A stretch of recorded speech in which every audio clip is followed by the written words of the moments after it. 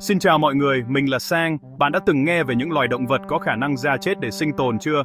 Nghe như phim, nhưng ngoài tự nhiên, đây là chiến thuật cực kỳ hiệu quả để đánh lừa kẻ thù. Trong thế giới hoang dã, những loài này đã tiến hóa kỹ năng đặc biệt, trở thành bậc thầy diễn xuất để sống sót.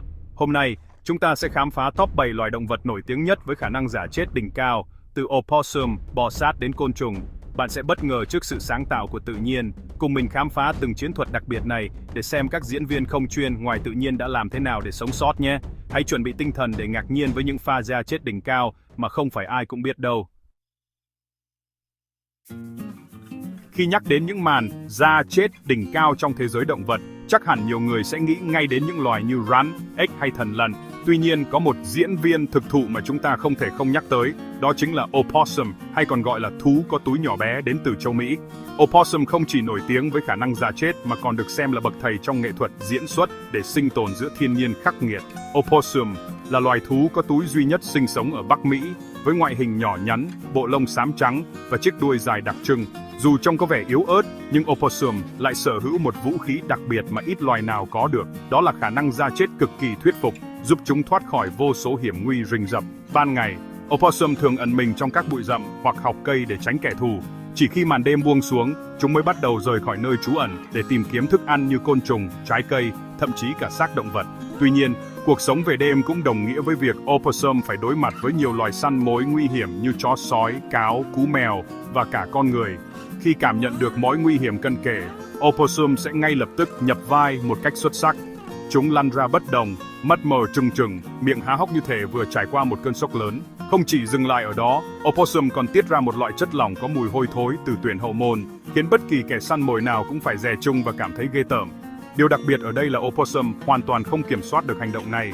Việc da chết thực chất là một phản xạ tự nhiên, giống như một kiểu ngất xỉu do quá sợ hãi. Khi đó, hệ thần kinh của opossum sẽ tự động làm tê liệt cơ thể, khiến chúng rơi vào trạng thái bất động hoàn toàn, nhịp tim và hơi thở giảm xuống mức cực thấp để tiết kiệm năng lượng và tăng độ thuyết phục cho màn diễn xuất. Các nhà khoa học đã ghi nhận rằng, trong lúc da chết, nhịp tim của opossum có thể giảm xuống chỉ còn một nửa so với bình thường, hơi thở trở nên rất nhẹ và chậm, gần như không thể phát hiện bằng mắt thường. Đây là một cơ chế phòng vệ cực kỳ hiệu quả, giúp opossum đánh lừa được cả những kẻ săn mồi tinh ranh nhất. Khi cảm thấy môi trường xung quanh đã an toàn, opossum sẽ dần tỉnh lại. Chúng lắc lư đầu, từ từ đứng dậy và tiếp tục cuộc sống thường ngày như chưa từng có chuyện gì xảy ra. Quá trình này có thể kéo dài từ vài phút cho đến nửa tiếng, tùy vào mức độ nguy hiểm mà chúng vừa trải qua. Nhờ khả năng diễn xuất tài tình này, rất nhiều opossum đã thoát khỏi nanh vuốt của những kẻ săn mồi hung dữ như chó sói, cáo, cú mèo, thậm chí cả con người. Đã có không ít trường hợp, những con opossum tưởng chừng như đã chết thực sự, nhưng chỉ vài phút sau lại tỉnh dậy và nhanh chóng lẩn trốn vào rừng sâu. Mùi hôi khó chịu kết hợp với dáng vẻ vô hồn, bất động của opossum khiến nhiều kẻ săn mới cảm thấy nghi ngờ và mất hứng. Đối với các loài ăn thịt, việc ăn xác chết tiềm ẩn nhiều nguy cơ bệnh tật, nên chúng thường bỏ đi thay vì tấn công tiếp. Đây chính là chiêu bài giúp opossum sống sót qua hàng triệu năm tiến hóa.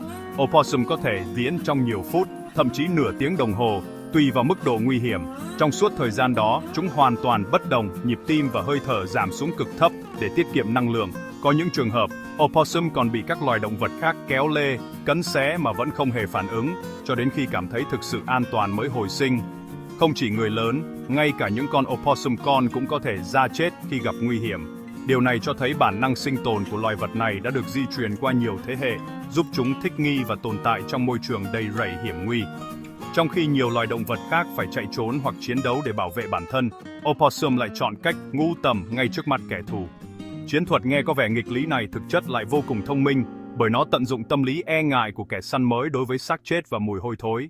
Ngày nay, opossum không chỉ sinh sống trong rừng mà còn xuất hiện ở các khu vực đô thị, nơi chúng phải đối mặt với nhiều mối nguy hiểm mới như xe cộ, chó nhà và con người. Tuy nhiên, bản năng da chết vẫn là bùa hộ mệnh, giúp chúng vượt qua nhiều tình huống nguy hiểm trong thế giới hiện đại. Bạn nghĩ sao về màn trình diễn da chết đỉnh cao của opossum? Liệu đây có phải là chiến thuật sinh tồn thông minh nhất trong thế giới động vật? Hãy để lại cảm nhận của bạn bên dưới và cùng khám phá thêm nhiều bí mật thú vị về các loài động vật khác nhé! Tiếp theo, chúng ta sẽ khám phá một trong những loài rắn thú vị và diễn sâu nhất trong thế giới động vật, Ranohognose, hay còn gọi là ngôi sao da chết. Loài rắn này không chỉ nổi bật bởi ngoại hình độc đáo mà còn bởi những màn trình diễn phòng vệ cực kỳ ấn tượng, khiến bất kỳ ai chứng kiến cũng phải ngạc nhiên. Điểm nhận diện đầu tiên của Ran Hognose chính là chiếc mũi hệch đặc trưng, trông như một cái xeng nhỏ ở đầu mũi. Chiếc mũi này không chỉ giúp nó đào bới đất cát để tìm kiếm thức ăn hoặc ẩn nấp, mà còn tạo nên vẻ ngoài rất dễ thương và khác biệt so với các loài rắn khác. Nhờ chiếc mũi này, Ran Hognose có thể dễ dàng đào hang, lẩn trốn dưới lớp lá mục hoặc cát, giúp nó tránh khỏi sự chú ý của kẻ thù và săn mồi hiệu quả hơn. Đây là một trong những đặc điểm tiến hóa giúp loài rắn này sinh tồn ở nhiều môi trường khác nhau, từ rừng rậm đến đồng cỏ khô cằn. Tuy nhiên, điều khiến Ran Hognose trở thành ngôi sao thực sự lại nằm ở khả năng ra chết cực kỳ thuyết phục. Khi cảm thấy bị đe dọa, thay vì bỏ chạy hoặc tấn công, nó sẽ lật ngửa bụng thè lưỡi ra ngoài và nắm bất động như thể đã chết từ lâu. Hành động này không chỉ là một phản xạ tự vệ mà còn là một vở kịch hoàn hảo để đánh lừa kẻ săn mới. Để tăng phần chân thật cho màn diện, Ran Hognose còn tiết ra một loại chất dịch có mùi hôi nồng từ hậu môn. Mùi này rất khó chịu, khiến kẻ thù nghĩ rằng nó không chỉ đã chết mà còn đang trong quá trình phân hủy. Đây là một chiêu trò cực kỳ thông minh, bởi hầu hết các loài động vật săn mồi đều tránh xa xác chết có mùi lạ để không bị nhiễm bệnh. Ngoài khả năng già chết, Ran Hognose còn có thể phong cổ, phát ra tiếng rít và cuốn mình lại để trông to lớn, dữ tợn hơn khi bị đe dọa. Tuy nhiên, nó hiếm khi cần người và thường chỉ dùng những chiêu trò này để hù dọa đối phương. Đây là một chiến lược phòng vệ thông minh, giúp nó tránh được những cuộc đối đầu không cần thiết. Khi đã quyết định diễn show, Ran Hognose sẽ nằm im bất động, lưỡi thè ra ngoài, mặt nhằm hồ hoặc trồn trứng, tạo cảm giác như nó đã thực sự lìa đời. Dù bị chạm vào, lật qua lật lại hay thậm chí bị động vật khác kiểm tra, nó vẫn giữ nguyên trạng thái này, không hề phản ứng. Khi cảm thấy nguy hiểm đã qua đi, Ran Hognose sẽ từ từ lật người lại, bò đi một cách bình thản như chưa từng có chuyện gì xảy ra. Sự chuyển đổi từ trạng thái chết sang sống này diễn ra rất tự nhiên, khiến nhiều người không khỏi bật cười vì độ diễn của nó. Một số cá thể Ran Hognose có thể già chết trong thời gian khá lâu, thậm chí lên đến vài phút, đủ để đánh lừa cả những kẻ săn mồi kiên nhẫn nhất. Điều này cho thấy bản năng sinh tồn và khả năng thích nghi tuyệt vời của loài rắn này trong tự nhiên. Nhờ màn trình diễn xuất sắc này, Ran Hognose thường thoát khỏi những tình huống nguy hiểm mà không cần phải chiến đấu hay bỏ chạy. Nhiều loài động vật săn mới, kể cả chim, thú ăn thịt hay các loài bò sát khác, đều bị đánh lừa bởi vở kịch của nó và bỏ đi tìm con mồi khác. Nếu một ngày bạn bắt gặp một chú rắn nhỏ lật bụng, nằm im bất động và tỏa ra mùi khó chịu, đừng vội nghĩ nó đã chết thật nhé. Đó chính là màn diễn xuất đỉnh cao của Ran Hognose, một nghệ sĩ tài ba trong thế giới động vật, luôn biết cách bảo vệ mình bằng những chiêu trò độc đáo và thông minh. Bồ cánh cũng tuy nhỏ bé nhưng lại là bậc thầy giả chết khi gặp nguy hiểm. Khi bị chạm vào, chúng đóng băng, nằm im bất động như thể đã chết, có thể kéo dài vài phút hoặc hơn. Khi kẻ thù rời đi, chúng từ từ cử động trở lại và chạy trốn rất nhanh. Một số loài còn lăn sang một bên hoặc nằm ngửa để tăng phần thuyết phục, khiến kẻ săn mồi nghĩ rằng con mồi đã chết hoặc không còn giá trị. Các nhà khoa học gọi hành vi này là Thanatosis, một chiến thuật phòng vệ cổ xưa trong thế giới động vật. Bạn từng nhấc lên một con bồ cánh cung tưởng đã chết, nhưng sau một lúc lại thấy nó bò đi không? Đó chính là màn ra chết hoàn hảo của chúng. Khi nhắc đến những nghệ sĩ giả chết tài ba trong thế giới động vật, nhiều người sẽ nghĩ ngay đến các loài động vật trên cạn như thần lan, chuột hay thậm chí là một số loài chim. Tuy nhiên, ít ai biết rằng dưới mặt nước cũng có những diễn viên xuất sắc không kém, và một trong số đó chính là cá trạch, loài cá nhỏ bé nhưng lại sở hữu khả năng ngủ đông trên cạn vô cùng ấn tượng. Cá trạch thường sống ở các vùng nước ngọt như ao, hồ, ruộng lúa và các con suối nhỏ. Chúng có thân hình thon dài, linh hoạt, giúp dễ dàng luồn lách qua các khe đá, lớp bùn hoặc thẳm thực vật dưới nước. Nhưng điều khiến cá trạch trở nên đặc biệt không chỉ nằm ở ngoại hình mà còn ở khả năng sinh tồn độc đáo của chúng. Khi cảm nhận được nguy hiểm, chẳng hạn như sự xuất hiện của kẻ săn mới hoặc bị con người tiếp cận, cá trạch sẽ ngay lập tức thả lỏng toàn bộ cơ thể. Chúng không vùng vẫy hay cố gắng chạy trốn như nhiều loài cá khác, mà chọn cách nằm bất động, giả vờ như đã chết. Hình ảnh cá trạch nằm im lìm ở đáy nước, không một cử động, khiến bất kỳ ai nhìn thấy cũng dễ dàng lầm tưởng rằng nó đã thực sự không còn sự sống. Đây là một chiến thuật phòng vệ cực kỳ thông minh, bởi hầu hết các loài săn mồi đều thích tấn công con mồi còn sống, di chuyển hoặc có dấu hiệu kháng cự. Khi kẻ săn mồi bơi lượn xung quanh, cá trạch vẫn giữ nguyên trạng thái bất động, thậm chí còn điều chỉnh nhịp thở để không tạo ra bất kỳ chuyển động nào làm lỡ vị trí.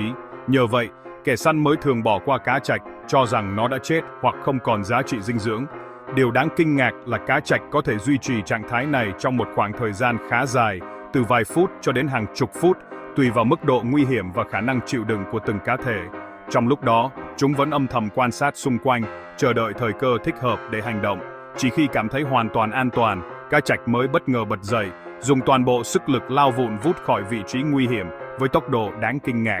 Sự chuyển đổi từ trạng thái bất động sang di chuyển cực nhanh này khiến kẻ săn mồi không kịp phản ứng, giúp cá trạch thoát thân một cách ngoạn mục.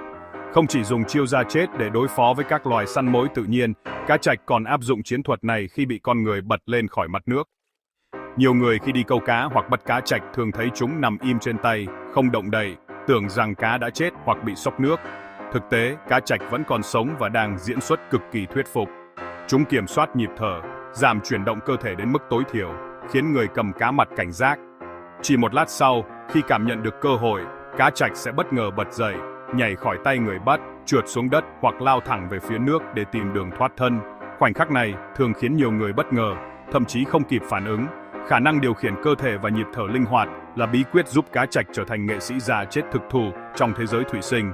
Không chỉ vậy, cá trạch còn có thể sống sót trong điều kiện thiếu oxy, thậm chí bò trên cần trong thời gian ngắn nhờ lớp da âm và khả năng hấp thu oxy qua da. Nếu bạn từng đi câu cá ở các vùng quê, chắc hẳn đã có lần bắt được cá trạch và tưởng rằng nó đã chết vì nằm im không động đậy.